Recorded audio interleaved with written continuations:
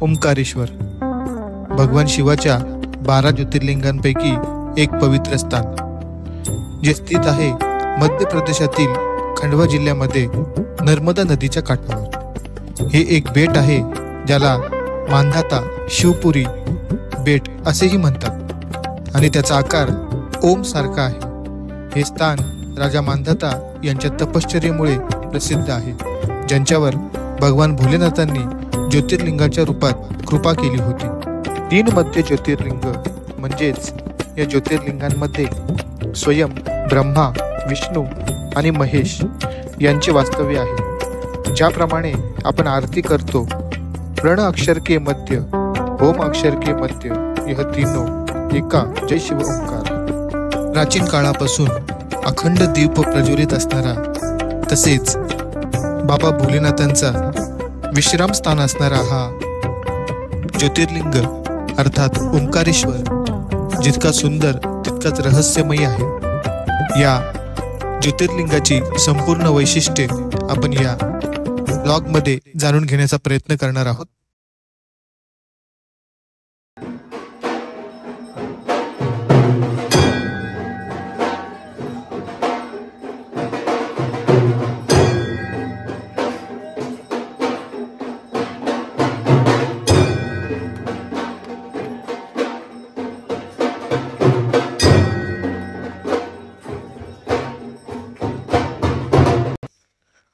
स्वागत आहे तुमचा 12 ज्योतिर्लिंग सिरीजच्या पार्ट 2 मध्ये।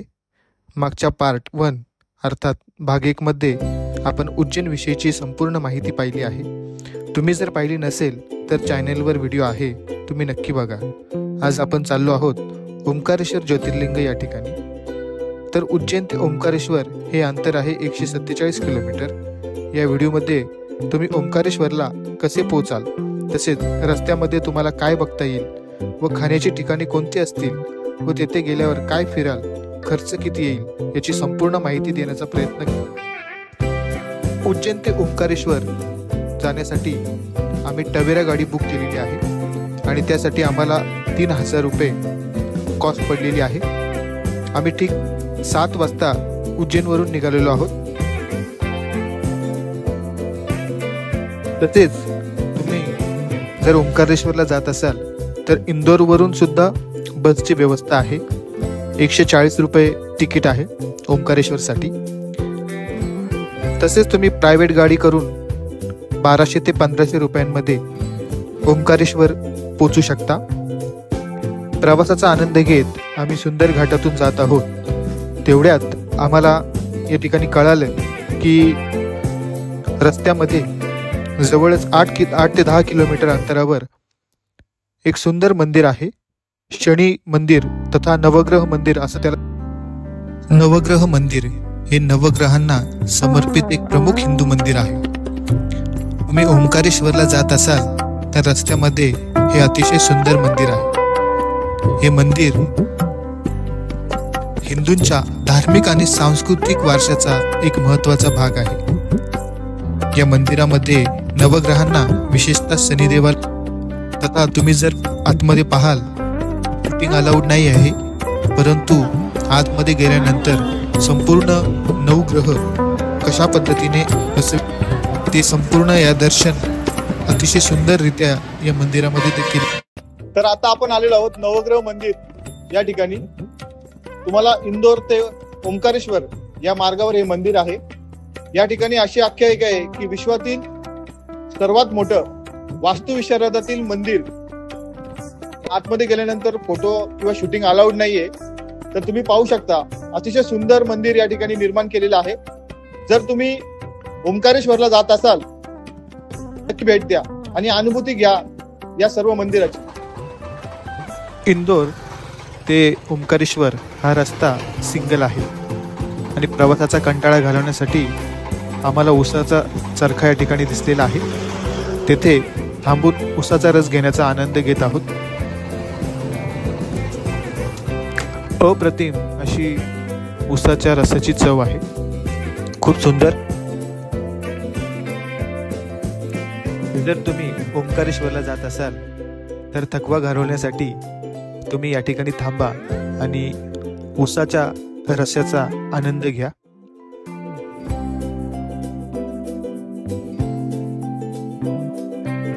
जर तुम्हाला उज्जैन ते ओंकारेश्वर प्रवासासाठी गाडी हवी असेल तर आम्ही जी गाडी घेतली होती ज्या ट्रॅव्हल एजन्सीकडून, त्यांचा कॉन्टॅक्ट नंबर डिस्क्रिप्शनमध्ये दिलेला आहे. जर तुम्हाला पाहिजे असेल तर तुम्ही कॉन्टॅक्ट करू शकता. नर्मदा नदीचं भव्य दिव्य असं पात्र या ठिकाणी दिसत आहे. थोड्याच वेळात ओंकारेश्वरला पोहोचणार आहोत. तिथे गेल्यानंतर रूम घेऊन आम्ही प्रथमतः ममलेश्वरच्या दर्शनाला जाणार आहोत.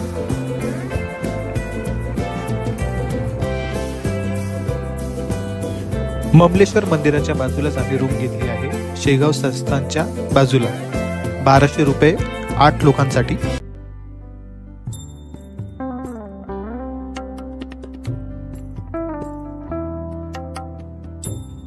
ममलेश्वर हे मध्य प्रदेशातील खंडवा जिल्ह्यात नर्मदा नदीच्या काठावर असलेले एक महत्त्वाचे ज्योतिर्लिंग आहे. हे ओंकारेश्वर ज्योतिर्लिंगाच्या जवळच आहे आणि ओंकार ममलेश्वर या ज्योतिर्लिंग स्तोत्रात त्याचा उल्लेख आहे. ओंकारेश्वर आणि ममलेश्वर दोन्ही मंदिरे मिळून एकच ज्योतिर्लिंग मानले जाते. तुम्ही जर ओंकारेश्वरला आलात तर ओंकारेश्वर आणि ममलेश्वर हे दर्शन घेतल्यानंतरच संपूर्ण ज्योतिर्लिंगाचं दर्शन झालं असं गृहीत मानलं जातं. हे मंदिर नर्मदा नदीच्या दक्षिण किनाऱ्यावर आहे आणि ओंकारेश्वर ज्योतिर्लिंगाच्या जवळ आहे. ओंकार ममलेश्वर या स्तोत्रात या मंदिराचा उल्लेख आढळतो. तथा उत्तम प्राचीन स्थापत्य कलेचा सुंदर नमुना म्हणजे हे मंदिर आहे.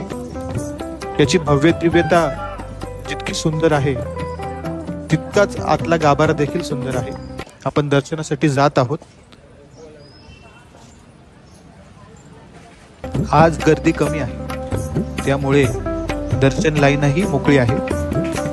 प्रामुख्याने एक गोष्ट उज्जैन आणि ओंकारेश्वर येथे आल्यानंतर आम्ही अनुभवली की जर तुम्ही दर्शनासाठी येथे येत असाल तर दिवाळीच्या अगोदरचा जो पिरियड आहे तो अतिशय बेस्ट आहे, कारण गर्दी कमी तुम्हाला मिळेल आणि दर्शनही छान होईल.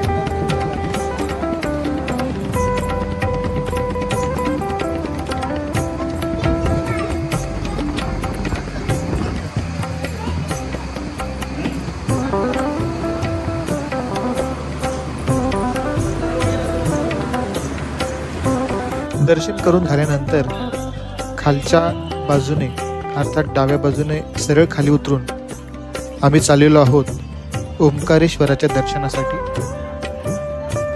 ओंकारेश्वर हे उत्तर तटावर आहे नर्मदा नदीच्या. दक्षिण तटावर ममलेश्वर आहे. रस्त्यात तुम्ही पाहू शकता की सुंदर दुकानं आहेत ज्यामध्ये पूजेच्या असतील शोभेच्या वस्तू तथा शिवलिंग आणि नर्मदा नदीमधील दुर्मिळ दगड सुद्धा या ठिकाणी पाहायला मिळत आहेत.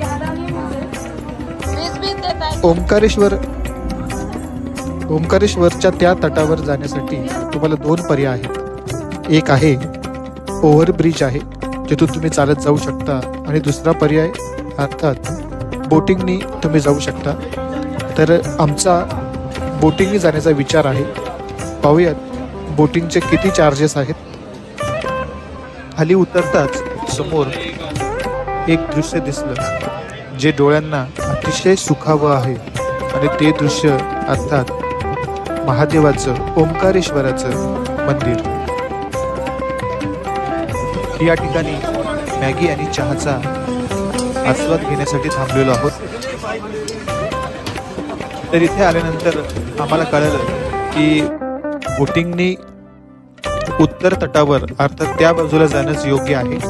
त्यानुसार आम्ही बोटिंगची माहिती काढत आहोत. तर आम्हाला असं कळलं की 1000 ते 1200 रुपये चार्जेस आहेत, परंतु आम्हाला जे बोटिंगवाले आहेत मुस्कान बोटिंगवाले यांच्याकडनं आम्हाला 600 रुपयामध्ये त्या साईडला ते सोडणार आहेत.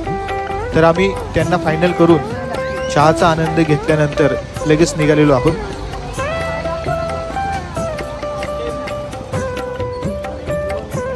तर बोटिंगची तुम्हाला थोडक्यात माहिती सांगतोय की जर तुम्ही बोटिंग या ठिकाणी घेतली तर तुम्हाला ते संगमापर्यंत पोहोचवणार आहेत. तिथून जो समोर डॅम दिसतोय त्या डॅम पर्यंत घेऊन जाणार आहेत आणि त्यानंतर ते आपल्याला ओंकारेश्वर मंदिराजवळ सोडणार आहेत. हर हर नर्मदे, नर्मदा मातेचं दर्शन घेऊन आम्ही निघालेलो आहोत ओंकारेश्वराच्या दर्शनाला.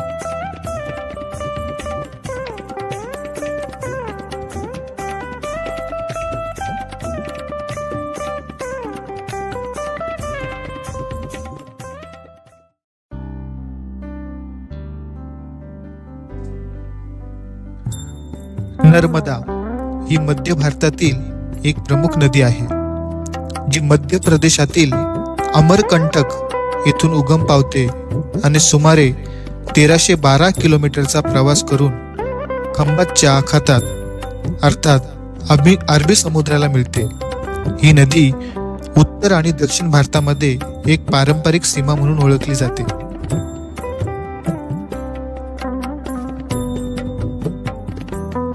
तुम्ही पाहत असाल सूर्यास्ताचं सुंदर दर्शन होत आहे.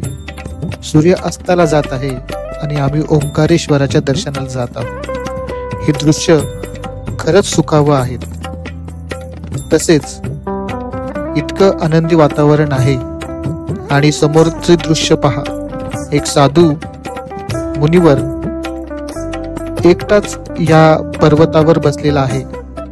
खूप सुंदर दृश्य आहे ही. नर्मदा या शब्दाचा अर्थ आहे आनंद देणारी आणि खरोखरच ही नर्मदा माता आनंद देणारी आहे. कारण आम्ही जिथून आलो तेव्हापासून पाहतोय एक प्रफुल्लित वातावरण नर्मदा नदीमुळे या ओंकारेश्वरला प्राप्त झालं आहे. या नदीला अनेकविध नावं आहेत. तसेच या नदीवर सर्वात मोठी धरणं देखील आहेत. खरोखरच हा पर्वत जर तुम्ही फिरले तर हा ओम आकारासारखाच आहे. याचं प्रत्यक्ष दर्शन आम्हाला होत आहे. सूर्यास्ताची वेळ आहे. सूर्य अस्ताला जात असताना जी दृश्य आहेत ती खरोखरच खूपच सुंदर आहेत. तुम्हाला एक महत्वाची माहिती सांगतो.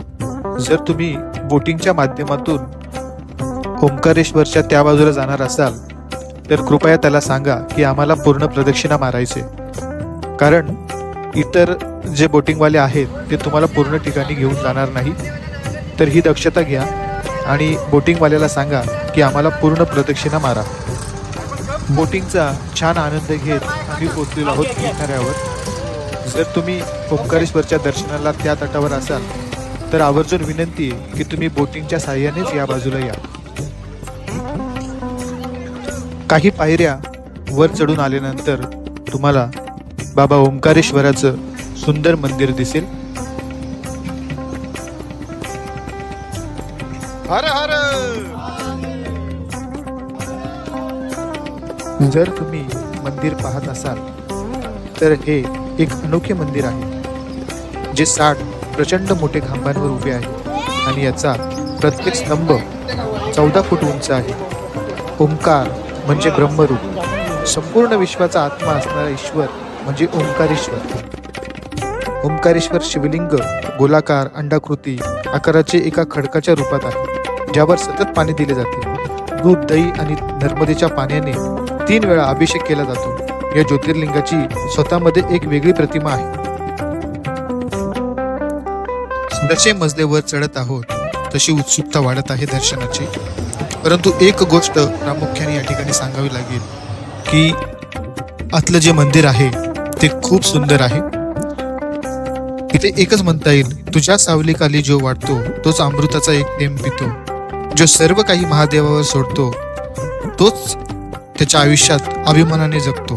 जहाँ ओम की गूंज गूंज सुनाई दे वही ओंकारेश्वर की पहचान है. फायनली पोहोचलेलो आहोत मंदिरापर्यंत. पण इथेच थांबावं लागेल कारण शूटिंग अलाउड नाही आहे.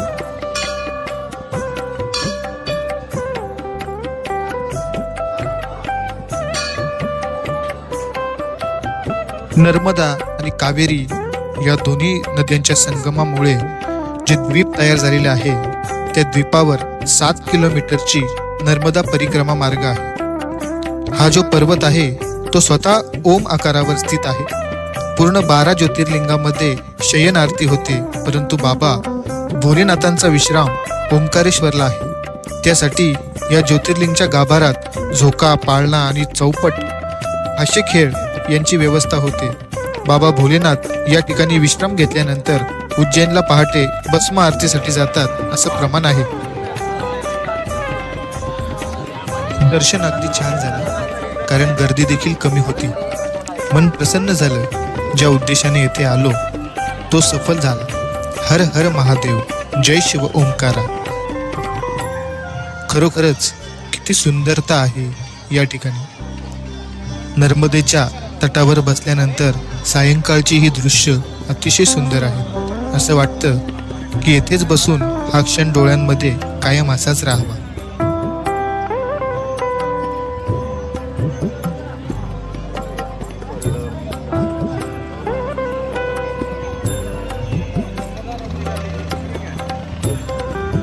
यानंतर आम्ही खालच्या दिशेला नर्मदा आरती सुरू होती त्या ठिकाणी आलेलो आहोत। आरती अनुभवण्याचा योग आज या ठिकाणी आलेला आहे। 12 ज्योतिर्लिंग सिरीज मधला भाग दुसरा अर्थात ओंकारेश्वर याची संपूर्ण माहिती या ब्लॉगच्या दरम्यान आपण पाहत आहोत। तसेच 4000च्या बजेटमध्ये मुंबई ते उज्जैन आणि ओंकारेश्वर आपण कशा पद्धतीने करू शकतो याची देखील पूर्ण माहिती डिस्क्रिप्शन मध्ये आहे, आपण जाऊन चेक करू शकता।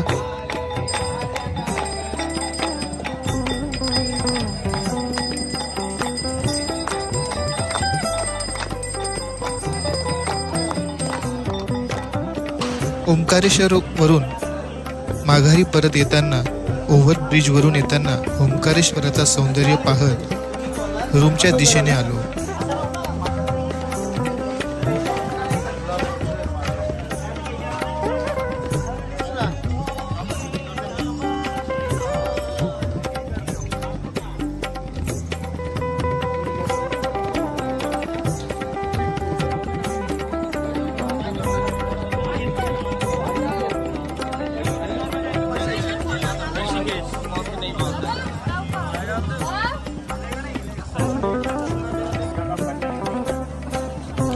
येत असताना आम्हाला यादवजींची पाणीपुरी मिळाली आहे। पाणीपुरी खाल्ल्यानंतर आम्ही जेवणासाठी जात आहोत।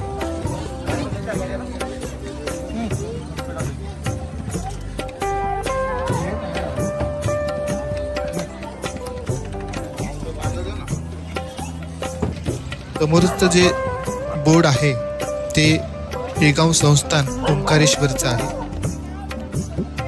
येथे एक गोष्ट सांगावीशी वाटते की जर तुम्ही ओंकारेश्वरला आलात तर जेवणासाठी तुम्ही शेगाव संस्थानमध्ये जा, कारण इतरत्र तुम्हाला जेवणाची ठिकाणे इतकी चांगलीशी दिसणार नाहीत। परंतु तसेच फॅमिली सोबत आलात तर याच संस्थांमध्ये रूम घ्या, कारण स्वच्छता आणि सुंदरता याचा सुंदर मिलाप म्हणजे हे शेगाव संस्थान ओंकारेश्वर आहे।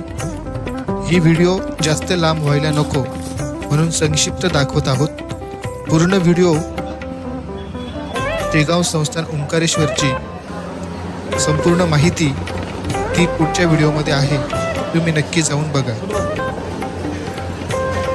रात्रीचं जेवण हे आम्ही शेगाव संस्थानमध्ये केलेलं आहे, तुम्ही पाहत आहात। आणि जेवण झाल्यानंतर आम्ही रूममध्ये गेलो आणि झोपलो।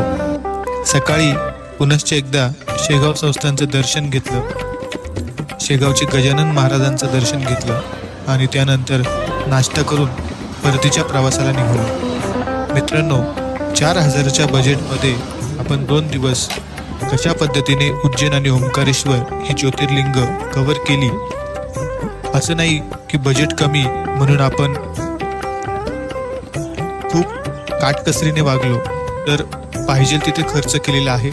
डिस्क्रिप्शन बॉक्समध्ये सर्व खर्चाचे डिटेल्स तुम्हाला दिलेले आहेत, तुम्ही मागच्या व्हिडिओमध्ये जाऊन सुद्धा पाहू शकतात। त्याचप्रमाणे जर शेगाव संस्थानाविषयी मला अतिरिक्त माहिती हवी असेल तर आपल्या चॅनलवर ही संबंधित शेगाव संस्थान ओंकारेश्वर याची संबंधित व्हिडिओ आहे। तुम्ही जाऊन ही पूर्ण व्हिडिओ पाहून रूम कशा पद्धतीने बुक कराल किंवा इतर डिटेल्स काय असतील हे संपूर्ण जाऊन चेक करू शकता। तर मित्रांनो, 12 ज्योतिर्लिंग सिरीज पार्ट 2 ओंकारेश्वर तुम्हाला कसा वाटला एकदा कमेंटमध्ये कळवा। अशाच नवीन नवीन स्थानांसाठी आणि तेथील माहितीसाठी व बजेट ट्रिपची कल्पना घेण्यासाठी चॅनलला सबस्क्राईब करा, व्हिडिओला लाईक आणि शेअर करा। धन्यवाद। हर हर महादेव। जय शिव ओंकारा।